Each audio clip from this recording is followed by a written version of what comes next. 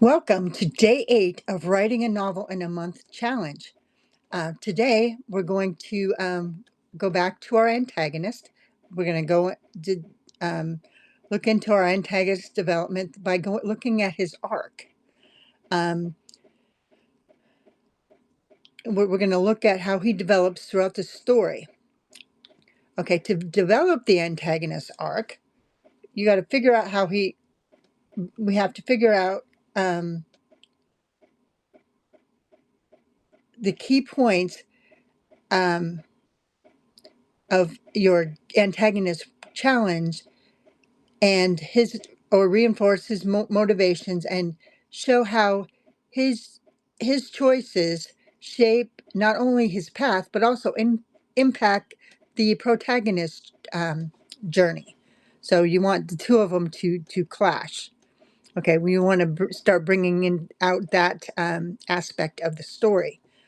um, Consider what your antagonist desires at the outset and how their goals, beliefs, and methods change as the plot unfolds.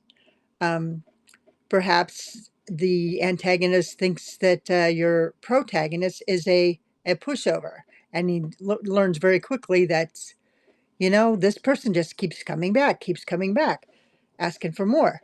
So there's going to be a change in your antagonist as well as your protagonist. Perhaps your antagonist was a bully that isn't used to somebody or is picking on your protagonist. Um, Allow your protagonist moments of growth, doubt, or transformation, whether they double down on their convictions or are forced to confront untrue, uncomfortable untruths. Ultimately, a well-crafted antagonist arc will feel dynamic and integral to the story, culminating in a climax where fate is as compelling and as meaningful as the uh, heroes. This is quite the challenge too. I mean, it's easy to make a happily ever after for a protagonist, but if you can give an ending where the antagonist is has a, has some redemption, that's even better. I mean, that can be good as well. Um, Weave their story and personality into the experiences that you've discovered, relationships and vulnerabilities that explain their actions and worldview. Again, go back to your history and look at how it's affecting them now during the story.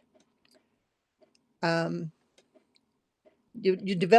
you'll begin to develop scenes where the antagonist is thinking. Okay, so um, this character has a thought process going on, and you kind of want to get inside the antagonist head as well as the protagonist head, but you don't necessarily want to put the antagonist's thoughts into your story directly. You want to show it through actions or whatever. um, but these scenes um,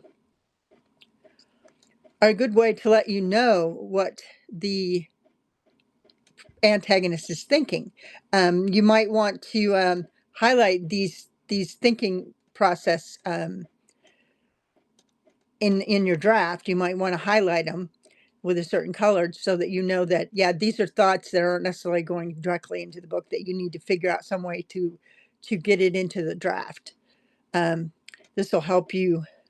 Um, this will help you, develop a more well-rounded antagonist. Um, Okay, and you do want to include this arc into your antagonist section of your your character Bible. You might want to put these thoughts in there as well, so that you have and note where they're located in the story. Like um, well, you'll see later on where how you can figure that all out. But once you have this done, we'll be doing some more things later that you'll find really interesting. We're going to be adding more uh, ways of getting inspired to write your novel. I hope this has helped you to better understand the antagonist arc and how you can develop that arc. Um, Many authors, I don't use one, but many authors use storyboards to help map out these story arcs in a visible format.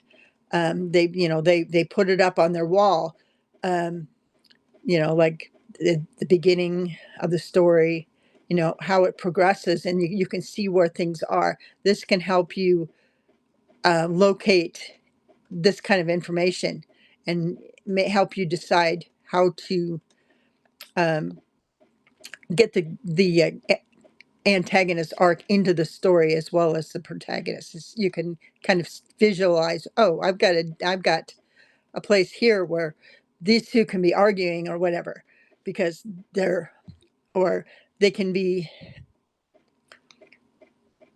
whatever. I mean, you can figure out from your story. It's your story. You write it how you want to. I'm just, like I said before, I think these are just techniques of how to develop things. I'm not necessarily telling you how to do it.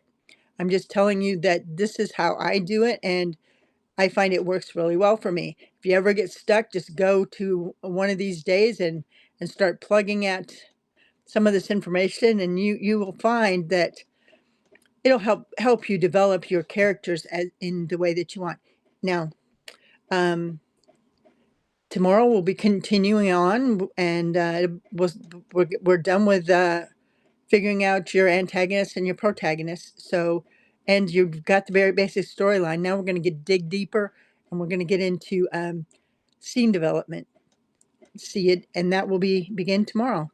We will talk to you later. Bye.